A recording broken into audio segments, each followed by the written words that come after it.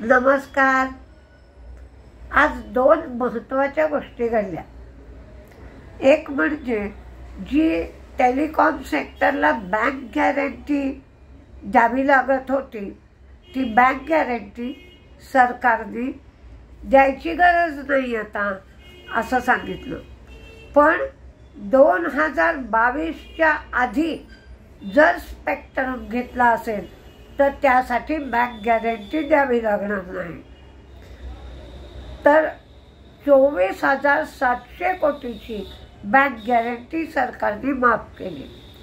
याचा सगळ्या टेलिकॉम कंपन्यांना फायदा होईल, पण सर्वाधिक फायदा व्होडाफोनला होईल. म्हणजे भारती हेक्साकॉम, भारती एअरटेल या सगळ्यांना याचा फायदा होईल. कारण कालच आपण बघितलं होतं की ही बँक गॅरंटी व्होडाफोन देऊ शकला नव्हता. त्यामुळे व्होडाफोनला याचा अधिक फायदा होईल. आणि दुसरं म्हणजे ट्रम्प आणि अमेरिकन प्रशासनाने जी ड्रग्स आयात होत आहेत त्या ड्रग आयात करू नका असं सांगितलं होतं, वॉर्निंग दिली होती.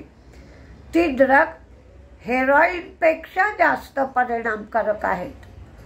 पण या ड्रगची आयात थांबली नाही म्हणून ट्रम्पने कॅनडा आणि मेक्सिकोच्या प्रॉडक्टवर 25% टॅरिफ लावलं आहे, तर चायनाच्या प्रॉडक्टवर 10% टॅरिफ लावलं आहे. काल बरेच दिवसांनी फॉरेन इन्व्हेस्टर्सनी खरेदी केली आहे 9,948 कोटीची, तर डोमेस्टिक इन्व्हेस्टर्सनी विक्री केली आहे 6,908 कोटींची. अशोका बिटकॉइनला 1,391 कोटीची ऑर्डर मिळाली आहे. पॉवर ग्रीडला उत्तर प्रदेश आणि राजस्थान इथे इंटरस्टेट ट्रान्समिशन सिस्टीम निर्माण करण्यासाठी LOI मिळालं आहे. LT फूड्स ही सौदी अरेबिया इथे रियाध इथं नवीन ऑफिस त्यांनी उघडलं आहे. त्यांची करन्सी आहे रियाल. या 185 मिलियन रियाल एवढी रक्कम 5 वर्षात ते गुंतवणार आहेत.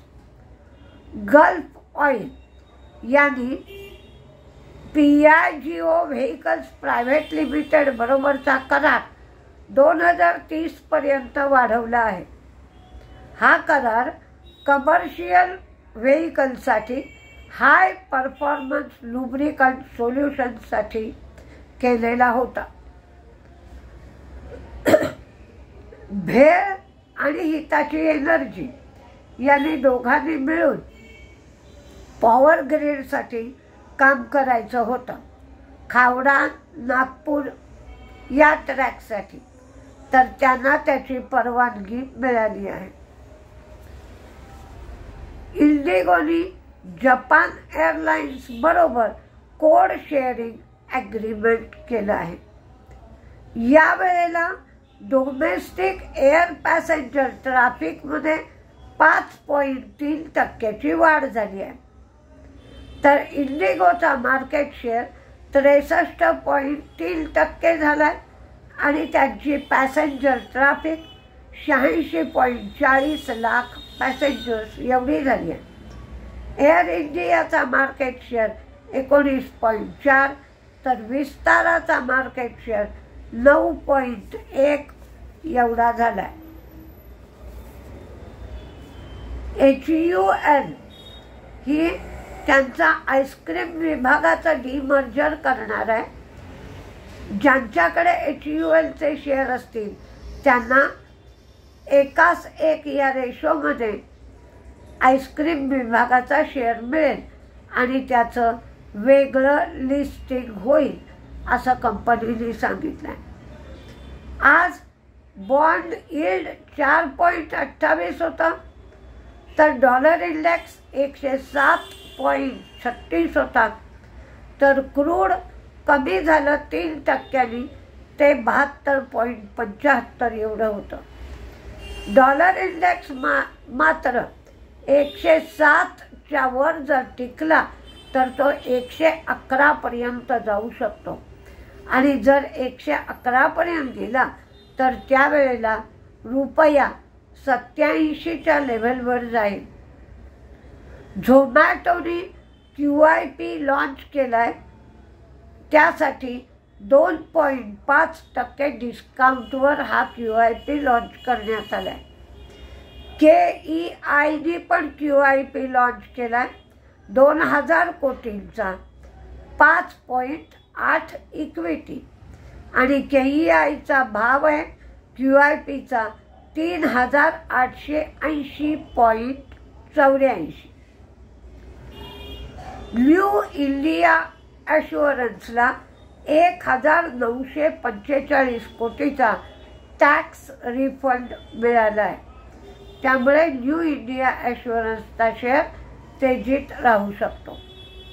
तर आज तेजीत कोणते शेअर राहतील आणि मंदीत कोणते शेअर राहतील याचा एक अंदाज दिला आहे, तर ते शेअर तुम्ही वॉचलिस्टवर ठेवा. Swiggy, CCL products, Indus Tower, Vodafone हे बँक गॅरंटी कॅन्सल केली आहे सरकारने म्हणून. Protean EGOV tech, HAL, Kotak bank, Shree सिमेंटच्या बाबतीत जी तक्रार आली होती त्या तक्रारीत काही तथ्य सरकारला दिसलं नाही. ABB साधारण 7400 पर्यंत टार्गेट मिळू शकतं. अपोलो टायर 487च्या वर राहिला तर 520 पर्यंत जाऊ शकतो आणि चंबळ 484च्या वर गेला तर 515 पर्यंत टार्गेट मिळू शकतं. HUL, Power Grid, Federal Bank, Divi's Lab 6240 पर्यंत टार्गेट डिव्हिज लॅबचं मिळू शकेल.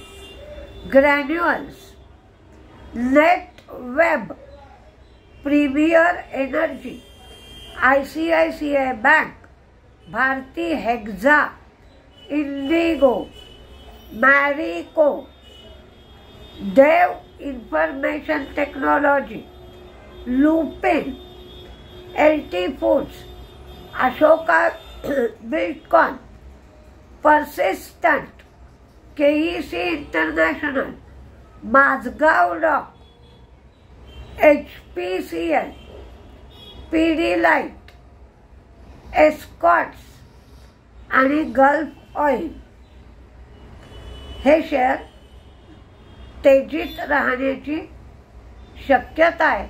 बघा काय होत आहे, कारण आत्ता गिफ्ट निफ्टी एक थोडंफार म्हणजे 20-22 पॉईंट मंदीत दिसत आहे. आज मार्केट खूप व्होलटाईल असेल आणि एवढी तेजी झाल्यामुळे कन्सॉलिडेट होईल. म्हणजे ज्या वेळेला प्राइस करेक्शन होतं, टाइम करेक्शन होतं, मग कन्सॉलिडेशन होतं, तसंच आता एवढी तेजी आली आहे तर काही प्रमाणात कन्सॉलिडेशनची गरज आहे. तर आज मार्केट व्होलटाईल राहील, त्यामुळे जपून ट्रेड करा आणि थोड्या प्रमाणात ट्रेड घ्या. कारण कालच जी तेजी होती ती तेजी थोडीशी ढिली पडली असं दिसलं, कारण 1200 पॉईंटपासून मार्केट 650 ते 700 पॉईंटपर्यंत काल उतरलं होतं. त्यामुळे आज सावधगिरीने ट्रेड करा. नमस्ते.